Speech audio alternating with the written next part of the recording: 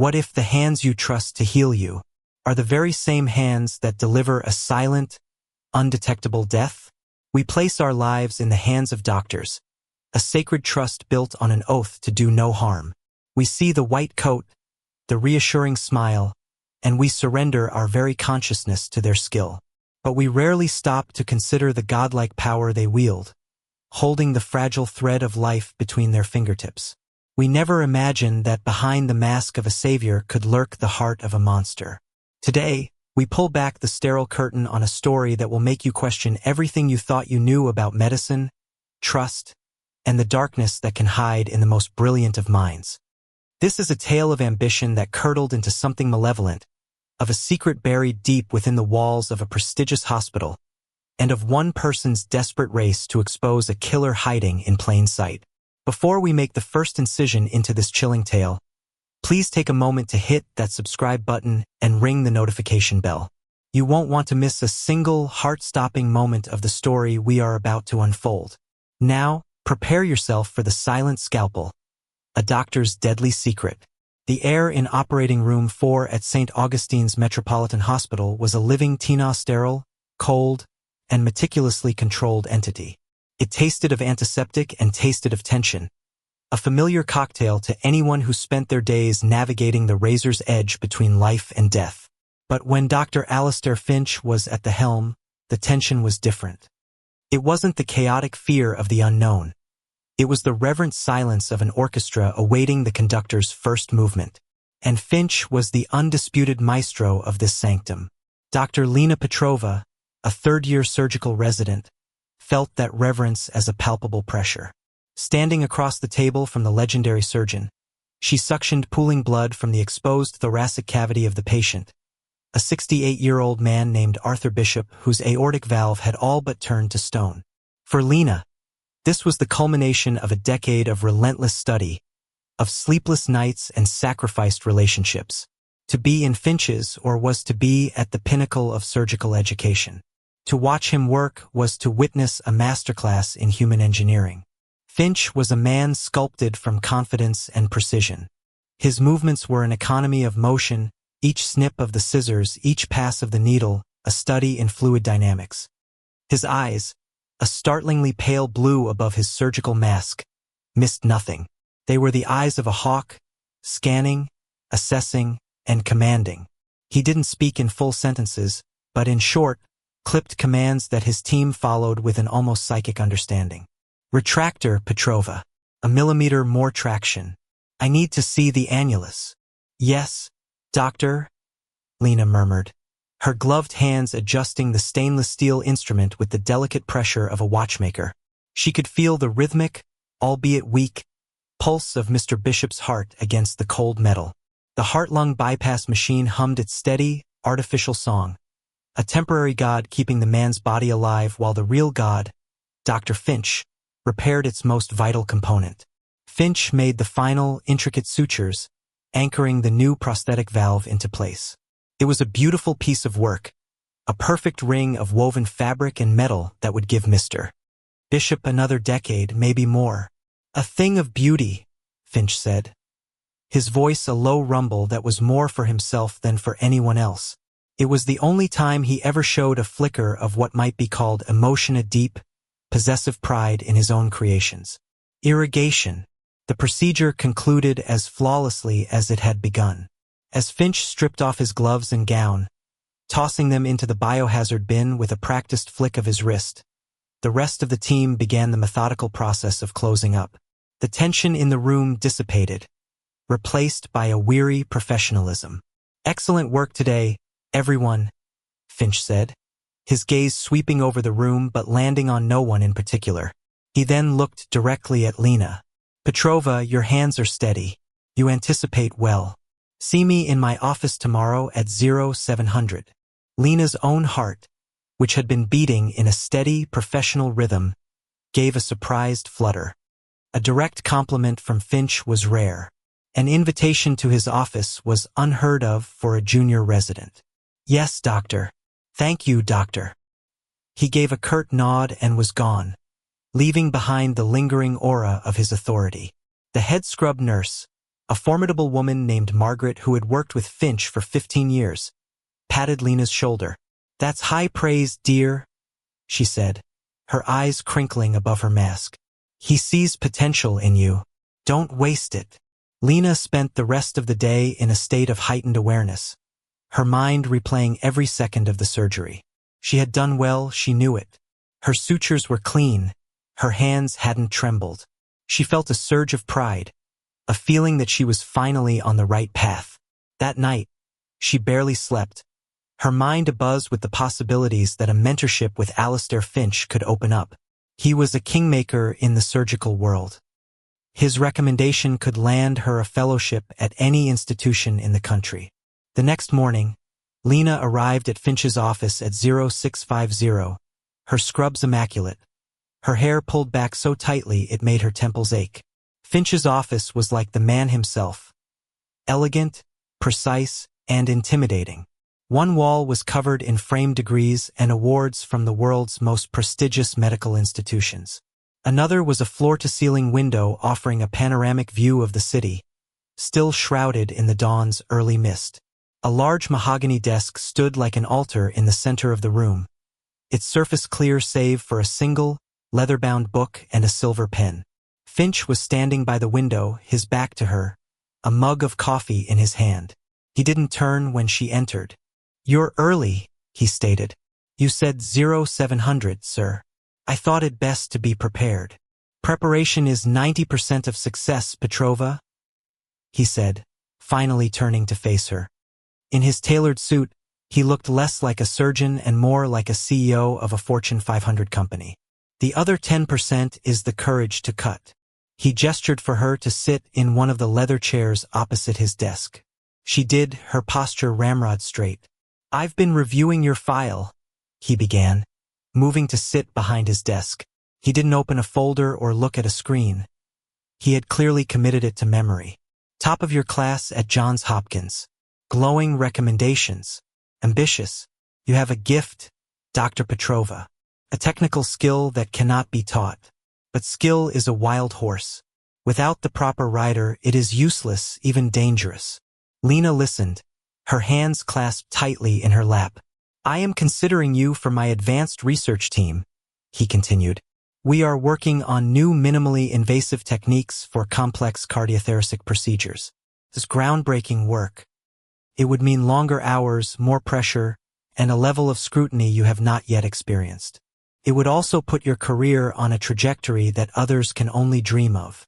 The offer was staggering. It was the golden ticket. I would be honored, Dr. Finch. I won't let you down." "See that you don't," he said, his pale eyes fixing her with an intensity that felt like a physical weight. "My team is about perfection, nothing less. We are not just fixing bodies, doctor. We are cheating death. And death is a formidable opponent. It finds the smallest cracks, the slightest imperfections, the weakest links. There can be no weak links on my team." The words sent a shiver down her spine, a strange mix of exhilaration and unease. The way he said cheating death sounded less like a medical goal and more like a personal vendetta. Over the next few months, Lena became Finch's shadow. She was the first to arrive, the last to leave. She assisted him in surgeries that other residents could only read about in journals. She spent countless hours in the lab, analyzing data and practicing microsurgical techniques on pig hearts. Finch was a demanding mentor. He was unforgiving of error, relentlessly pushing her past her perceived limits. But he was also brilliant. He taught her to see the human body not as a collection of parts, but as a complex, beautiful machine. He showed her how to think 3 steps ahead, how to anticipate a complication before it even began. Lena's admiration for him bordered on worship. He was everything she aspired to be, confident, skilled, and utterly in command. The other residents watched her with a mixture of envy and resentment. She was Finch's girl, the chosen one. It was a Tuesday afternoon in late autumn when the first discordant note was struck in Lena's symphony of admiration.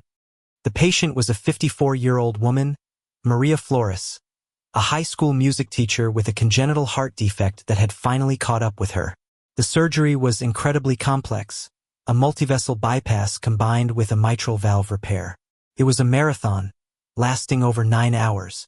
But under Finch's guidance, it was, once again, a technical masterpiece.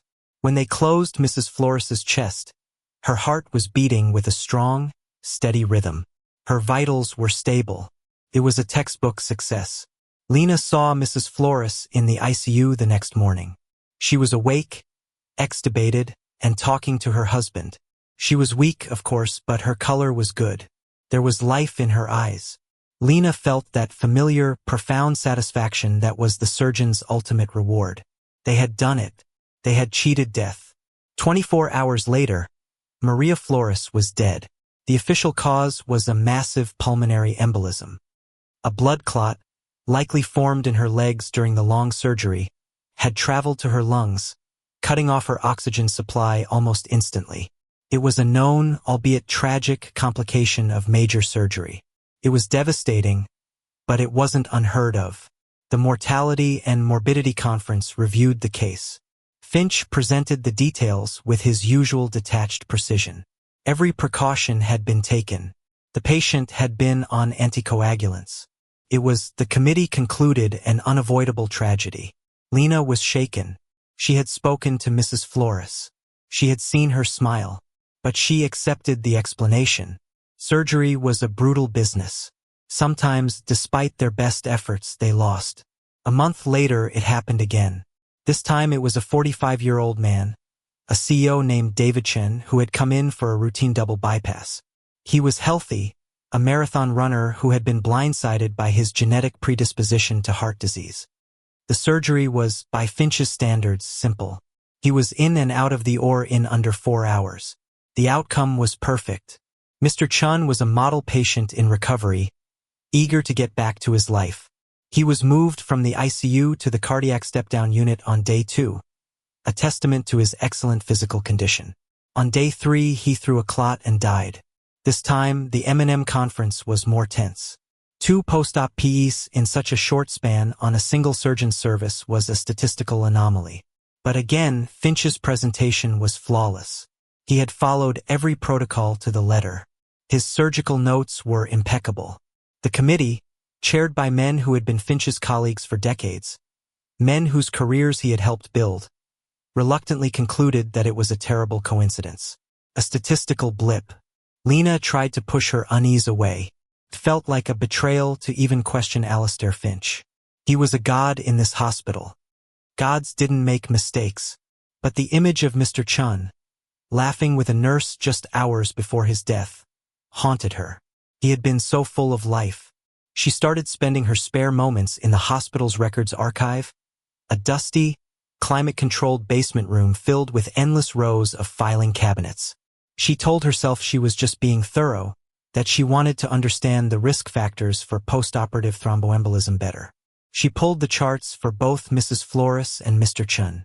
She read every page, every nurse's note, every lab result. She cross-referenced them with Finch's surgical reports. Everything was, as he'd said, impeccable. Then she decided to look further back. She pulled the records of all of Finch's patients for the past year. It was a mountain of paperwork. She spent her nights, fueled by stale coffee, poring over the files. A pattern began to emerge, so subtle at first that she thought she was imagining it. Over the past 12 months, Finch had performed 188 major cardiothoracic surgeries. Of those, there had been 7 postoperative deaths. 4 were from expected complications in high-risk elderly patients. But 3 of them, including Mrs. Flores and Mr. Chun, were unexpected deaths in relatively stable patients who had undergone successful surgeries. The third was a 62-year-old man named Robert Miller who had died 6 months prior. The cause of death: catastrophic stroke caused by a clot. 3 successful surgeries. 3 healthy, recovering patients. 3 sudden deaths from embolic events. It was still a small number. Could still be a coincidence. But it felt wrong. There was something else that tied the 3 victims together, something that had been noted in the pre-op workups. Mrs. Flores had been a Jehovah's Witness and had signed a waiver refusing all blood products. Mr. Chun, during his intake, had gotten into a loud, well-documented argument with a junior administrator about his insurance coverage, threatening a lawsuit over a billing dispute. And Robert Miller? His chart contained a note from a social worker. Mr. Miller was a homeless man with a history of alcoholism who had been brought into the ER after a heart attack. He had no family, no insurance, no one to advocate for him. They were difficult, complicated, inconvenient. Lena felt a cold dread seep into her bones. The idea was monstrous, unthinkable.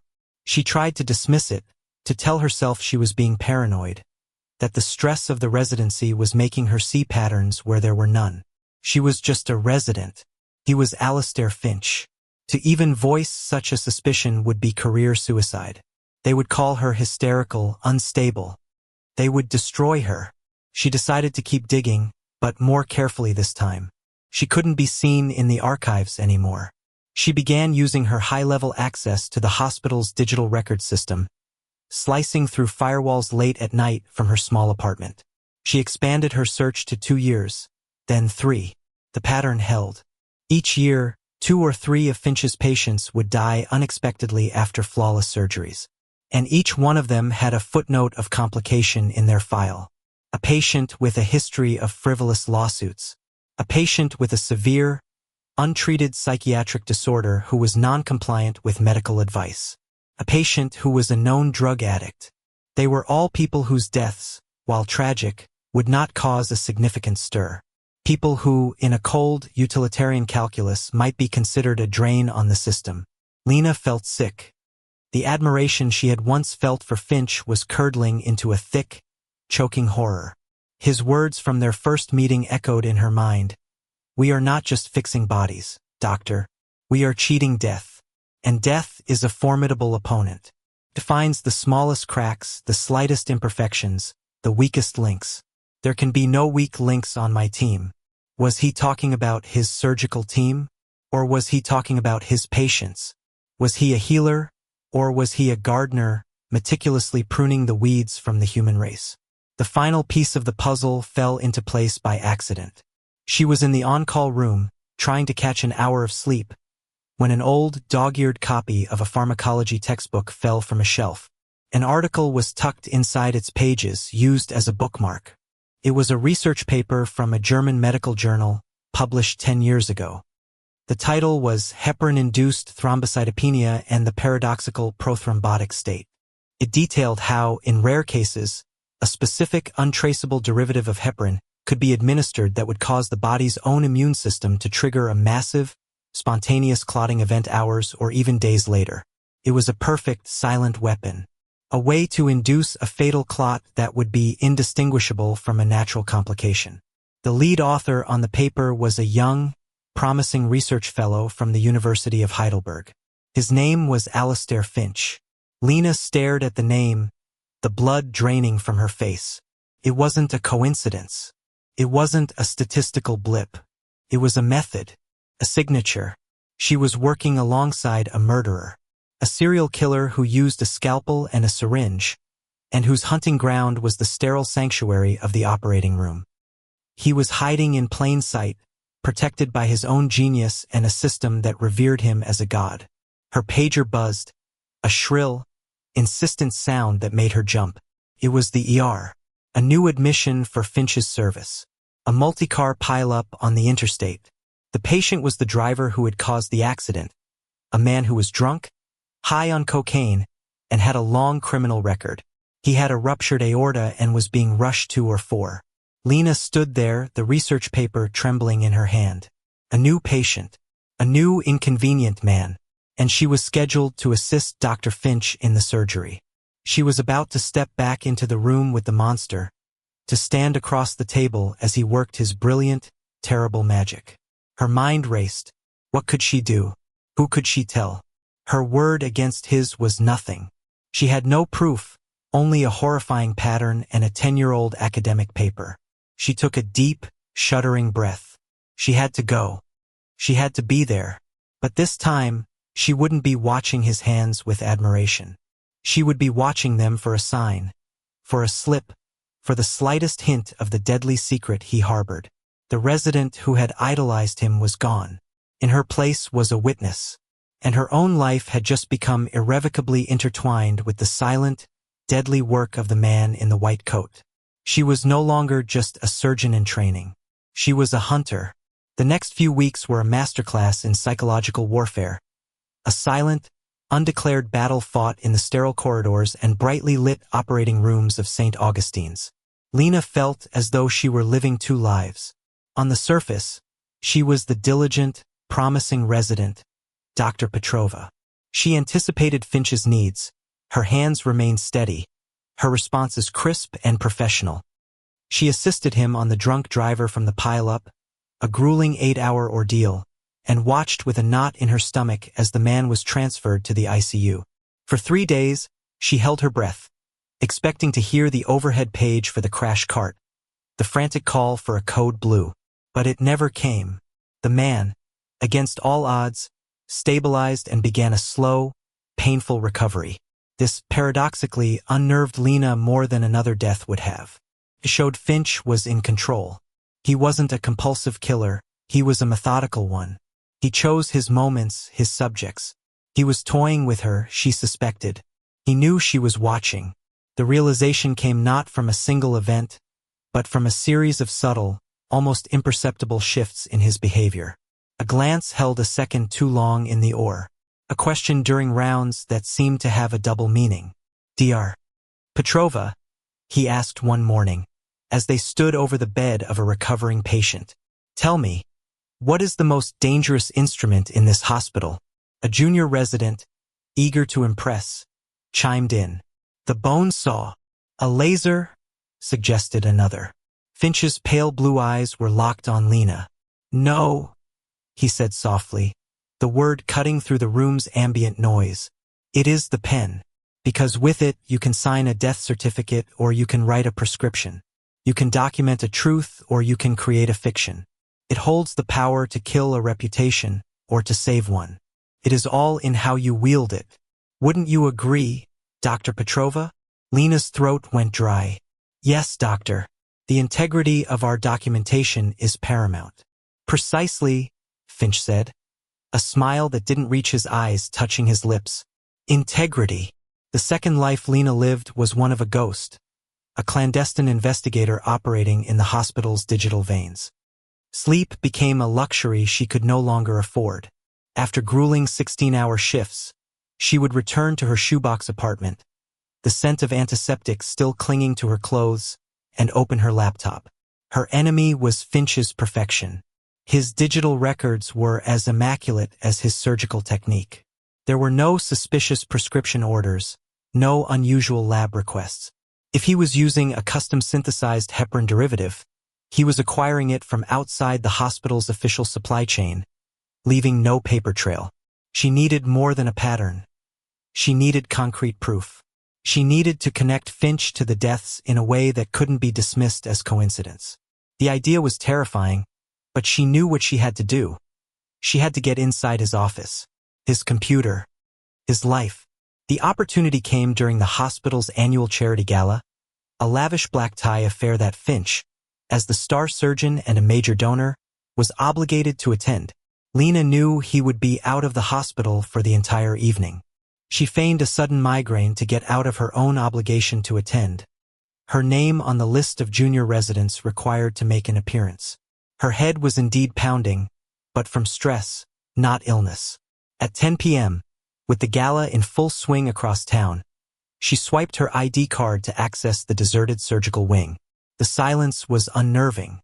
The long, polished corridors, usually bustling with activity, reflected only her own solitary figure. Every creak of the floorboards, every hum of a ventilation fan, sounded like an approaching footstep. She reached Finch's office, her heart hammering against her ribs. She had his key, not his physical key, but a digital one.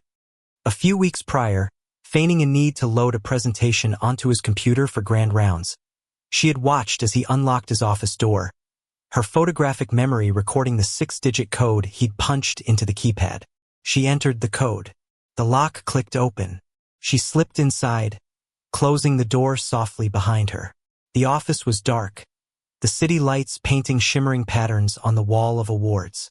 It felt like trespassing on sacred ground. She moved directly to his desk, her penlight held between her teeth. She turned on his desktop computer. As the machine whirred to life, a login screen appeared, demanding a password. This was the moment of truth. She had one chance. What would a man like Alistair Finch use as a password? Something complex and arrogant, she surmised. She thought about his obsession with perfection, his God complex. She tried his name, his degrees. Nothing.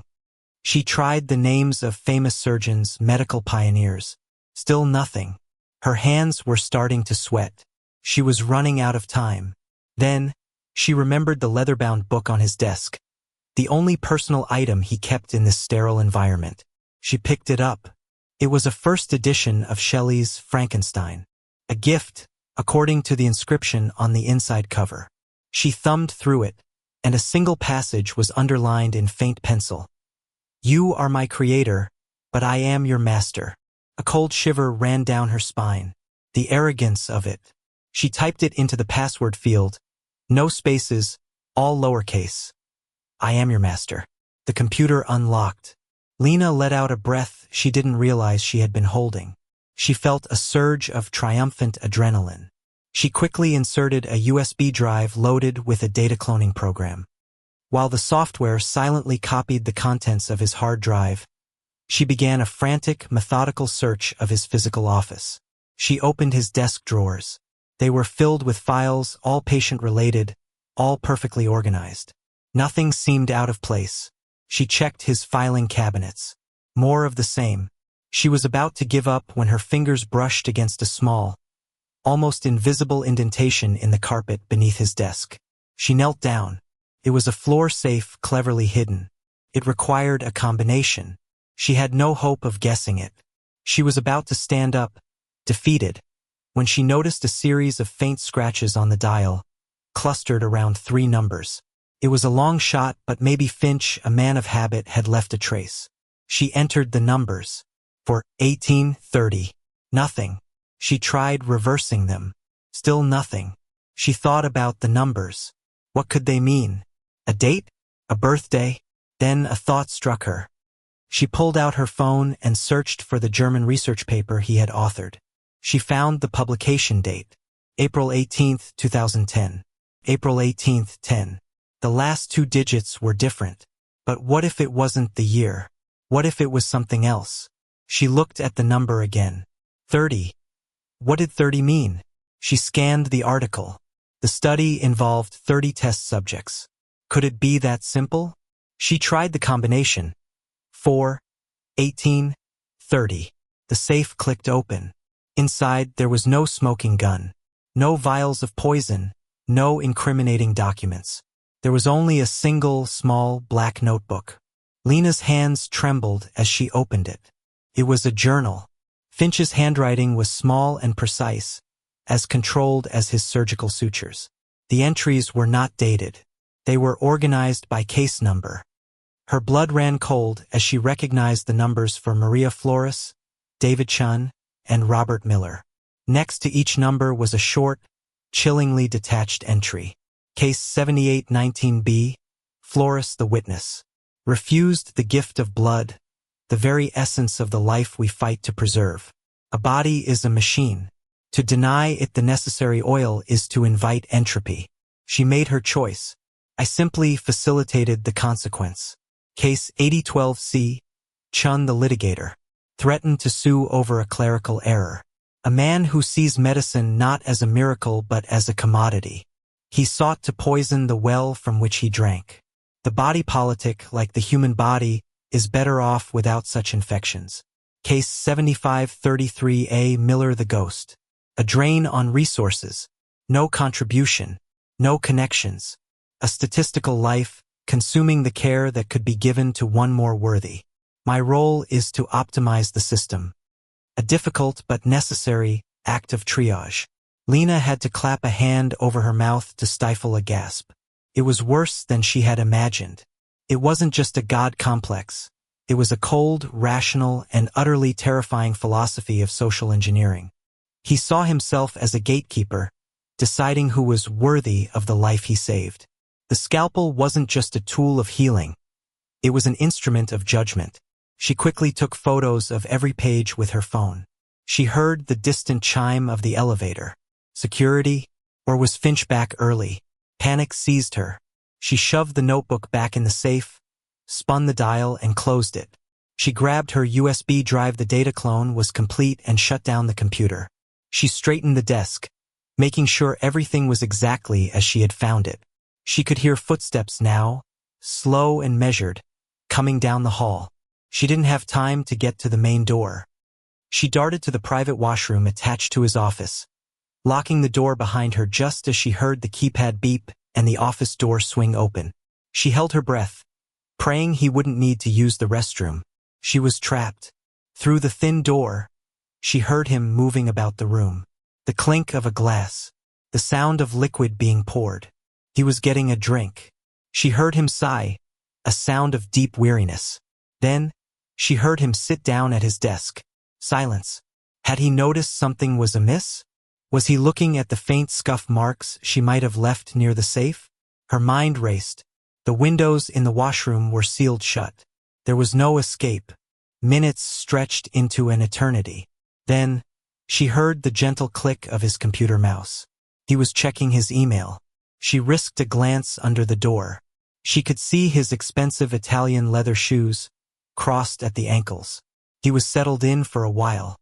Her only chance was to wait him out. Could be hours. An hour passed. Then another. Lena's legs began to cramp. Her initial terror had subsided into a dull, throbbing dread. Finally, she heard him stand up. He walked around the desk. His footsteps stopped directly in front of the washroom door. Lena's heart stopped with them. This was it. He knew. He tried the handle. It was locked. "Housekeeping?" he called out, his voice calm, but with an edge of steel. Lena remained silent, frozen. "Strange," he murmured to himself. He tried the handle again, rattling it this time. "I don't recall locking that." He stood there for what felt like a lifetime. Lena could feel his presence on the other side of the door, a palpable, malevolent force. She imagined him analyzing the situation, his brilliant mind piecing together the anomalies. The gala he'd left early, the locked door. Then, to her astonishment, she heard him walk away. The office door opened and closed.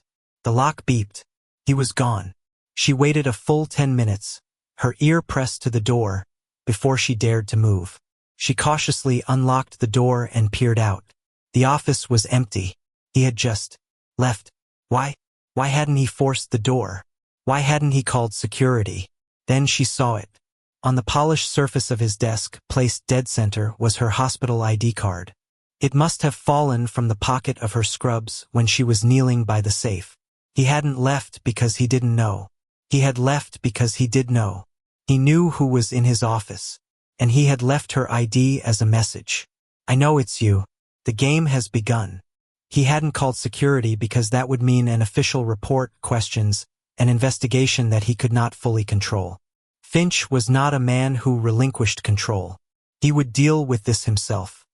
He would deal with her himself. Lena grabbed her ID card, her hand shaking so violently she could barely hold it. She fled the office, her earlier triumph now tasting like ash in her mouth. She hadn't just found the proof she needed. She had signed her own death warrant. The battle was no longer a secret one. He knew she knew. The ghost in the machine had been seen. And now, the master of the game would be coming for her. The silent scalpel was no longer just a threat to his patients. It was a threat to her. The discovery of her ID card on Finch's desk shifted the dynamic from a covert investigation to a waking nightmare. Lena was no longer a ghost. She was marked. She walked the halls of St. Augustine's with the constant, prickling sensation of being watched. Finch's demeanor towards her didn't change on the surface. He was still the same demanding, impeccably professional mentor. But now, his compliments felt like threats, his critiques like veiled warnings. The operating room, once her sanctuary of learning, became a theater of suspense. Every time he passed her a scalpel, her mind screamed. She knew she couldn't go to the hospital administration. They were acolytes in the cult of Finch. The hospital's board, its reputation, its billion-dollar fundraising campaigns all were intrinsically tied to his stellar public image. Presenting them with photos of a handwritten journal would be seen as a desperate, libelous attack by a disgruntled resident. They would bury her, not him. The police were her only option. She found a detective in the homicide division, a woman named Isabella Rossi, whose reputation was that of a bulldog who didn't let go of a case. Lena requested an anonymous meeting in a noisy coffee shop far from the hospital. Detective Rossi was a woman in her late 40s, with tired eyes that had seen the worst of humanity but had not yet lost their sharpness. She listened patiently as Lena laid out the entire story, from the initial, nagging suspicion to the horrifying discovery in Finch's office. Lena showed her the photos of the journal entries on her phone. Rossi looked at the photos, then back at Lena, her expression unreadable. "Dr. Petrova," she said, her voice a low, gravelly rasp. "What you have here is a terrifying story. You have a pattern. You have what appears to be a confession in a journal you acquired illegally. What you don't have is a single piece of forensic evidence. You don't have a body. But there are bodies," Lena insisted, her voice trembling with frustration. "Maria Flores, David Chen, their deaths were investigated." Rossi cut in, not unkindly. "The medical examiner signed off. Natural causes. Complications from surgery. To reopen these cases, to get a warrant to exhume bodies, I need more than a pattern and a conspiracy theory about a secret, untraceable poison. I need probable cause. A judge would laugh this out of court and my captain would have my badge." "So you're not going to do anything?" Lena asked, feeling the cold tendrils of despair creeping in. "I didn't say that," Rossi said, taking a sip of her coffee. "I'm going to open an unofficial inquiry. I'll start digging into Dr. Finch's past, his financials, his associates. I'll look at the ME reports for those patients again. But you need to understand this has to stay off the books. And you are in a very dangerous position. This man knows you're onto him. He is a meticulous, intelligent killer who has gotten away with it for years. Do not underestimate him. Don't do anything foolish. Just do your job and let me do mine." Doing her job, however, now involved a daily dance with the devil. A week after her meeting with Rossi, Lena was assigned to a heart transplant with Finch. The patient was a 42-year-old single mother, Sarah Jenkins, who had been on the transplant list for 2 years. A donor heart had become available. It was the surgery of a lifetime, the ultimate act of cheating death. But as Lena scrubbed in, a sense of foreboding washed over her. Sarah Jenkins was a perfect patient, beloved by the nursing staff, deeply grateful, with a huge support system. She wasn't one of Finch's types. So why did this feel so wrong? The surgery was a symphony of controlled urgency. Finch was in his element, his hands moving with a speed and grace that was almost supernatural. He excised Sarah's diseased, failing heart, a pale and swollen lump of muscle, and held it in his hands for a moment before dropping it into a steel basin. The donor heart, nestled in ice, was brought in. It was a beautiful, healthy organ, a perfect match. Finch began the painstaking process of suturing the new heart into place, the superior and inferior vena cava, the pulmonary artery, the aorta. As he worked, he spoke to Lena, his voice calm and didactic, as if they were in a lecture hall. "You see, Petrova, the art of surgery is the art of the cut," he said, his eyes never leaving the intricate network of vessels. "Knowing where to cut, how deep to cut. But the true mastery is in knowing when to cut. When to sever a connection that is draining the life from the system. It's a responsibility we bear, to make the difficult decisions." He paused, looking up at her over his mask. "Wouldn't you agree?" Lena felt a chill despite the warmth of the operating room. He wasn't talking about surgery anymore. He was talking about her. He was telling her he knew she was a connection he intended to sever. The transplant was a success. The new heart, when the clamps were removed, flushed pink and began to beat, tentatively at first, then with a strong, life-affirming rhythm. The entire room seemed to exhale in collective relief. That night, Lena received a call from Detective Rossi. "I've got something," she said, her voice tight. "I was digging into Finch's financials. He makes a lot of money, obviously, but he also spends a lot. He's the sole benefactor of a private, very exclusive long-term care facility in the countryside. It's called Northwood Sanctuary. The place is a fortress. No website, no advertising. I ran the names of the patients you gave me. Flores, Chun, Miller. Their assets, what little they had, were liquidated after their deaths. The money was funneled through a series of shell corporations and ended up as anonymous donations to Northwood." "What does that mean?" Lena asked, her mind struggling to connect the dots. "I don't know yet," Rossi admitted, "but it's a loose thread, and I'm going to pull it." The next day, Finch approached Lena in the residence lounge. It was the first time he had sought her out outside of a professional context. He was holding 2 cups of coffee. "You look tired, Petrova," he said, offering her one. "You're working too hard." Lena's instincts screamed at her not to take it, but to refuse would be a clear sign of distrust. She accepted the cup, her hand steady despite the frantic beating of her heart. "Thank you, doctor. I have a proposition for you," he said, taking a seat opposite her. "The chief of cardiothoracic surgery at our sister hospital in Zurich is an old friend of mine. He is looking for a new fellow for a very prestigious research position. The work would be groundbreaking. I have already taken the liberty of recommending you. The position is yours if you want it." The offer was breathtaking. A fellowship in Zurich was a dream come true. But it was not a reward. It was an exile. He was offering her a way out. A golden cage. Take the job, move halfway across the world, and forget everything you've seen. Forget the journal. Forget the names. Forget me. "That's an incredible offer, sir," Lena stammered. "You've earned it," he said, his smile benign. "You are the most gifted resident I have ever trained. It would be a crime to see that talent wasted. Think it over. But don't think too long. Opportunities like this are fleeting." He stood up, placed a gentle paternal hand on her shoulder. The touch felt like a brand. "I only want what's best for you, Lena." He had used her first name. He had never done that before. It was a deliberate act of intimacy, a final, chilling turn of the screw. Lena knew she had a choice to make. She could run. She could take the job in Zurich, save her career and her life, and try to live with the knowledge of what Finch was doing. Or she could stay and fight. A fight she was almost certain to lose. A fight that would likely cost her everything. She dumped the coffee in the nearest sink without taking a single sip. That evening, she called Detective Rossi. "He's trying to get rid of me," she said, her voice hard and resolute. "He offered me a fellowship in Zurich." "It means we're getting close," Rossi replied. "It means he's getting nervous. He's a predator and you've made him feel exposed. That's when they get sloppy. Or more dangerous. I think it's time to pay a visit to Northwood Sanctuary.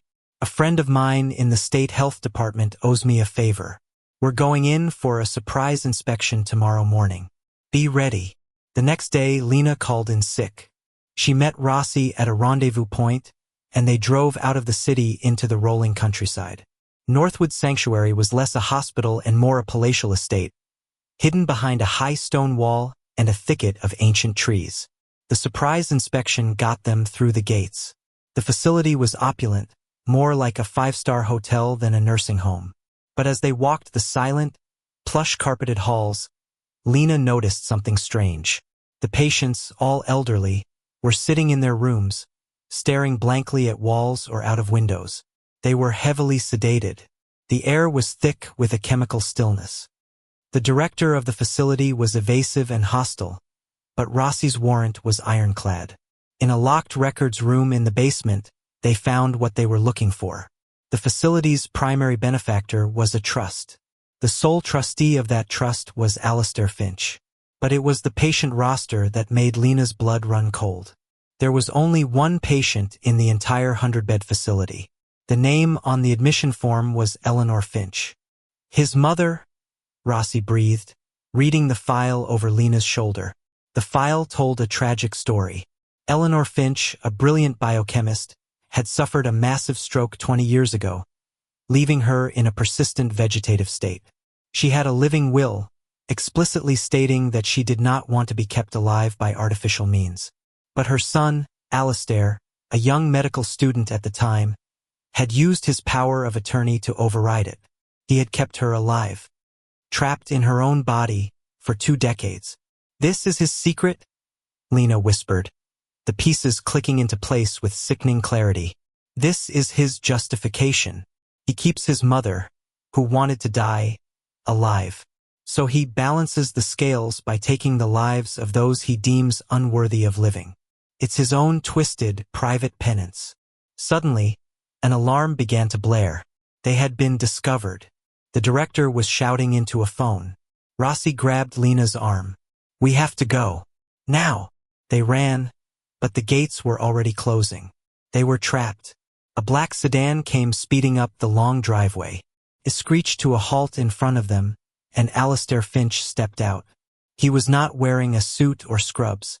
He was dressed in casual clothes, but he held a small, black case in his hand. His face was a mask of cold fury. "Detective Rossi," he said, his voice dangerously calm. "You are trespassing. And you, Lena. I am so very disappointed in you. I offered you a gift. I offered you a way out." "It's over, Finch," Rossi said, her hand moving to the gun on her hip. "Over." Finch laughed, a dry, humorless sound. "It is just beginning." He opened the case. Inside was a syringe filled with a clear liquid. "I was a fool to think I could simply send you away. Some infections require a more direct approach, a more surgical solution." He lunged, not at Rossi, but at Lena. Rossi drew her weapon and fired, but Finch was preternaturally fast. He slammed into Lena, sending them both tumbling to the ground. The syringe clattered across the pavement. Lena scrambled for it, but Finch was on top of her, his hands closing around her throat. His strength was immense. Black spots danced in her vision. "You meddled in things you do not understand," he hissed, his face inches from hers, his pale eyes burning with a zealot's fire. "I am a creator. I am a healer. I decide who is worthy." Just as her consciousness began to fade, a single, sharp crack echoed through the air. Finch's body went rigid. The pressure on her throat released. He looked down, a flicker of surprise in his eyes, at the spreading red stain on his chest. He collapsed beside her. Detective Rossi stood over them, her gun still smoking, her face grim. The aftermath was a whirlwind of police, lawyers, and hospital administrators engaging in frantic damage control. Finch's secret journal, the evidence from Northwood Sanctuary, and Rossi's testimony painted an undeniable picture. The god of or for was exposed as a monster, his philanthropic endeavors a front for his grotesque philosophy. His mother was allowed to die peacefully, her living will finally honored after 20 years. The story of the silent scalpel became a national scandal, a cautionary tale about the corrupting nature of power and the fallibility of the institutions we blindly trust. St. Augustine's was nearly destroyed by the fallout. Lena Petrova left the program. She could no longer see an operating room without seeing Finch's face, without hearing his justifications. She had won, but the victory felt hollow. She had exposed the darkness, but she would carry a part of it with her forever. She moved to a small town and became a general practitioner, using her hands not to perform miracles of complex engineering, but to offer simple, compassionate care. She had looked into the abyss and had chosen to walk away, dedicating her life not to cheating death, but to honoring life in all its flawed, imperfect, and precious forms. The scalpel in her hand was no longer silent. It was guided by a voice that spoke of humility, empathy, and the quiet, profound art of healing.